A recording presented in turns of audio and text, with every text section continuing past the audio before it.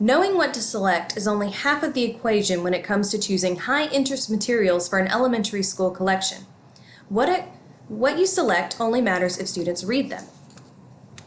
This presentation will discuss components in high-interest material selection, library organization, displays, problematic genres and categories, assistance in selection, what to do after acquiring the materials, how to know if you selected a high-interest material, and what to do if you didn't.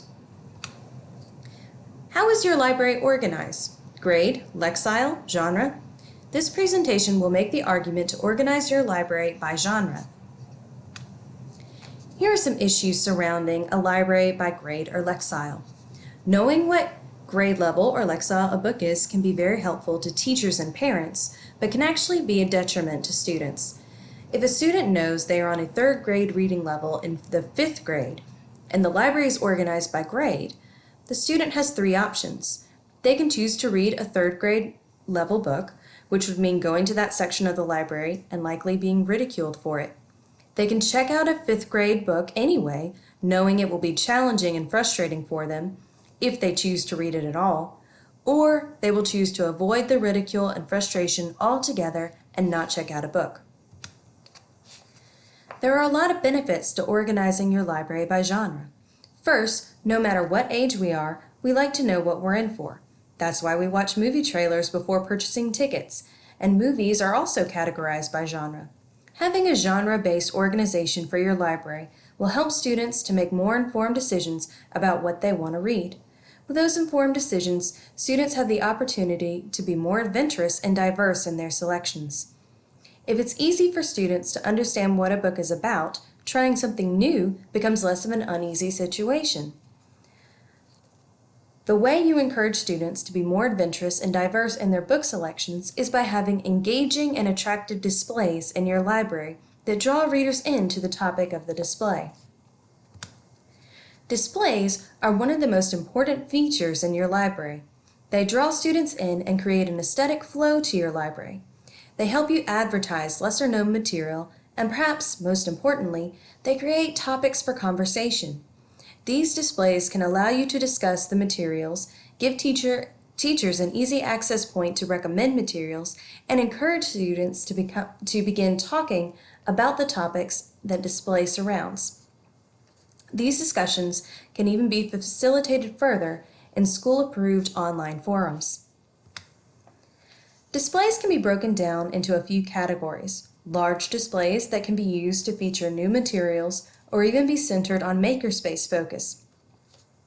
Genre displays can be small and located at the end of shelves or at designated locations in the library to promote various books of that particular genre.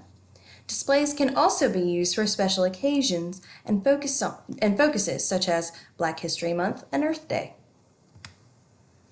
Displays should be changed regularly, but not too frequently, because then students will have the opportunity to explore them. Changing them every 3 to 4 weeks is recommended.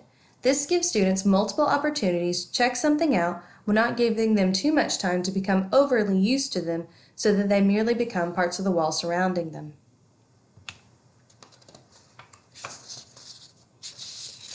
Displays should be mirrors and windows for students. They should be something there for every student to find themselves represented, while also having the opportunity to view things from a different perspective and possibly even see themselves in places that look unfamiliar. Also, avoid gender bias and racial bias. Don't make a girls' display and a boys' display or divide books up by cultures. Some girls are interested in monster trucks, and many boys are interested in trending fashion. Each display should have equal representation for students of all cultures as well, and not feel like they have to go to a designated portion of the library to acquire books about their culture. Let's talk about some of the love-hate relationships that librarians can have when it comes to ordering new materials. First, let's focus on series. It is the trend for many authors to write in series today instead of on standalone novels, such as A Series of Unfortunate Events, Pendragon, and Percy Jackson. These are often some of the highest circulated books in the library. but it can be challenging keeping your collection current and relevant. Some series peter off without the librarian even noticing. A good rule of thumb is to have multiple copies of the first volume in the series and one of each subsequent book, while keeping an eye on circulation. If a series hasn't drawn any new readers or students are stopping the series at a certain point, it might be a good time to read it for yourself and see if it's worth continuing to pursue the series. Also, talking to the students directly about the series can provide good insight on the popularity and relevance of the series. Continuing on the love-hate relationships, let's talk about some of the often confused but high-interest materials. Manga, comics, and graphic novels. Manga are Japanese comics. They often are soap opera-like in their plot points and longevity. Because of this, they can begin to rack up costs very quickly, with series running between 40 to 200 volumes long, and each novel can cost between $7 to $12. Do your research to find out which manga are the most popular. Get the first 3 to 5 of the series, then have the next item in the series be request only. The benefit to purchasing manga is for your collection is that if you do eventually choose to weed any or all of a series, they are very easy to sell at secondhand bookstores. One other thing to look out for with manga is that they can be mature, but there are ratings on the back of the book to tell you the age group it is most adequate for. Also, do explain to students that manga reads from right to left. There are often diagrams at the back of the book to explain to readers how the book is formatted. This is also a great way for students to experience other cultures. Then there are comics and graphic novels. Comics will look much like manga on the pages, but they are often much thinner and have a more cartoony sense of humor. Humor and action tend to be the focal points of these comics, with very iconic and marketable characters. They often are full color as opposed to the black and white of manga. Graphic novels, on the other hand, can have a wide range of genres, and they are just that, novels that are told with graphics. You might even consider not having a graphic novel section and instead place the books in the genre that best suits the content. These are often standalone novels as well, unlike manga and comics. Now, how should you choose your selection? First, look at what's already circulating and see if there are new books that fit into those categories. Also, cross-reference what is circulating with your displays to see if there are things that you are displaying that are still getting a high circulation, as those will be very high-interest books. If there are certain materials that are being displayed but still aren't being checked out,